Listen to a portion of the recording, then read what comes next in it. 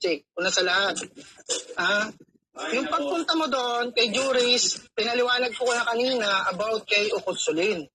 Okay? Natawag na naman. Wait lang po. Saglit lang po. Tapusin ko na lang to. Please lang. Tapusin ko na lang to. Please lang. Pagbigyan mo na lang ako. Ilang minutes na lang. My love. Tapusin ko na lang to, please. Sorry. Pero tapusin ko na lang to. Yun nga. Ganito yun. Explain ko na lang kasi hindi nagigets eh. Hindi nagigets yung fixing. Ang point ko doon, ang sabi niya kasi about kay Ukutsulin yun. Pero ginagawang katatawanan si Ukutsulin doon, hindi niya nagigets yun. Ginagawa siyang clown doon. Tapos dadagdag pa siya ron. Ayun, opinion and concern ko lang siya. Tapos yung nagtatanong sa baba, hindi ko dapat pagbawalan yung kahit sino man na magpunta ron. Hindi ko nga pinagbabawalan eh. Opinion ko nga lang yun eh. Nasabi ko lang sa kanya na wag ganon. Madadama yung mga kasama niya, magmumukha lang kayong kengkoy din dyan. Magmumukhang kengkoy yung ipinaglalaban mo, magmumukhang kengkoy yung mga kasama mo dahil sa pinagagawa mo. Ngayon, kung tunay na advocacy kasi, yun ang sinabi niya kila Tita Mel eh, nung umakyat siya eh. Alam ko yun eh. Ayoko lang magbigay ng opinion doon. Sabi niya yun eh. So lumalabas at nagiging taliwas kasi yung sinasabi niya doon sa kinikilos niya. Ayun yung opinion ko. So ngayon, bilang ako'y concerned na tao, bilang ako'y taong may malasakit, at ayoko rin masyado nadudurog, napapahiya na rin siya, nire-remind ko lang siya. Uulitin ko, nasa sa kanya yon kung gagawin niya or hindi. Walang masama ron.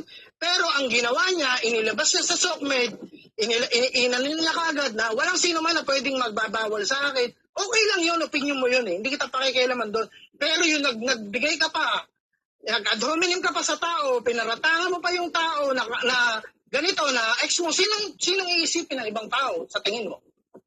Dahil sinabi mo, may sinasabi pa dito sa sa my baby loves ko na ganyan. Sino yung taong tinutukoy mo? Diba? Di ganun din yun. Di kaklaruhin ko lang din. Okay? At wala akong pakialam. Kahit magbulatlat ka pa ng kung ano-ano dyan, maglabas ka pa ng suso mo sa SOCMED, bumuka ka pa dyan, wala na akong pakialam doon. Tama na, Resbacker. Irrelevant na masyado yan. Hindi nga eh. Yun nga yung pinagmulan eh. Yun yung ngayon, sinasabi mo, ilabas mo. Yun nga yung pinagmulan eh. Ano libelous doon? Huwag yung gano'n. Paliwanag mo sa akin, sige. Paliwanag mo sa akin, paano naging libelous? Kung ano sasabihin mo. Okay, sige na. Bababa na ako. Ano maglabas ng suso? Bababa Hindi, na ako. sagutin mo yung tanong ko. Saan kang munisipyo nagpunta?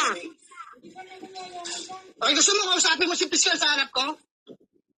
Saang munisipyo nga? Ita-challenge kita. Gusto mo iharap ko sa'yo?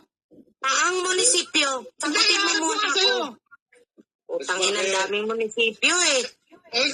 Tangin na rin. Hindi kita pinamura. Sinampahan ng kaso? Saang munisipyo? Ang tanong ko sa'yo. Marami ka palang sinampahan kaso eh. Sa palagay mo, ikaw manghula. Saang munisipyo ba yung tinutukoy ko? Kung alam mo. Tingnan mo. Yan ang problema sa'yo. Yan din ang problema sa'yo. Wala kang sagot. Diba? Saglit lang. Sasagutin ko lang ito na tawag. Dami mong dahilan. Ano, iparinig ko sa'yo si Piskal, ano? Sinong piskal nga yan sa munisipyo? Sabihin mo! Ganito pala eh. Huwag mo akong sagutin ng kagaguhan. Huwag kang pilosopo. Saan munisipyo? Ako sir, yung gusto nyo mangyari, ginagawa ko. Inaano ko.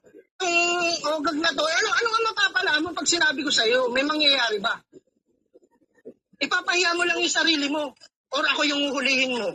Ikaw ang napapahiya dito eh. Hindi mo para ibalik mo sa akin. Para ibalik mo sa akin. Para ilabas mo sa akin. Kasi nagdadakdak. At binabanggit yung kaso namin. At binabanggit yung pangalan mo. Ganun ba yung gusto mo mangyari? JTL?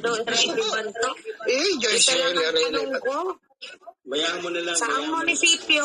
Sige. Saang munisipyo yung tinutukoy mo? Yun lang ang tanong ko. Bumaba na. Tangina ka?